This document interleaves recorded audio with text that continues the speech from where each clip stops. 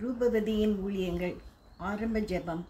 தேவனே ஆராதிக்கின்றேன், தெய்வமே ஆராதிக்கின்றேன், தேவனே ஆராதிக்கின்றேன், தெய்வமே ஆராதிக்கின்றேன், அதிகாலையில் ஆராதிக்கின்றேன், ஆனந்த சத்தத்தோடு ஆராதிக்கின்றேன், அதிகாலையில் ஆராதிக்கின்றேன், ஆனந்த சத்தத்தோடு ஆராதிக்கின்றேன், தேவனே ஆராதிக்கின்றேன், தெய்வமே ஆராதிக்கின்றேன். இறைமகன் இயேசு நம்மையும் நம் ரூபவதி குடும்பத்தினரும் இறைமக்களையும் சுகத்தோடும் பலத்தோடும் ஜீவனோடும் பாதுகாத்து இந்த ஜனவரி மாதம் 6ஆம் தேதியை காண செய்த எல்லா வல்ல இறைவனுக்கு நன்றி.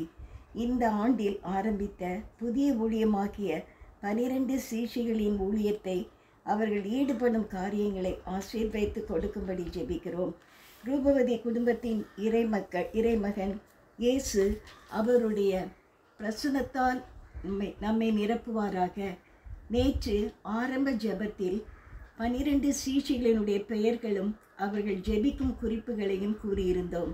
இன்று 6ஆம் தேதி சனிக்கிழமையிலும் அந்த 12 சீஷிகள் அவரவர் ஜெப குறிப்புகளை ஏறெடுக்கும் போது தேவ பிரசன்னம் நிரம்பி இருப்பதற்காக நாம் ஜெபிப்போம்.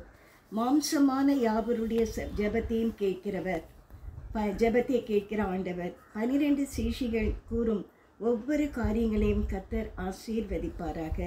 கர்த்தர் இந்த நாளை ஆசீர்வதித்து கொடுப்பாராக, தேவைகளை சந்திப்பாராக.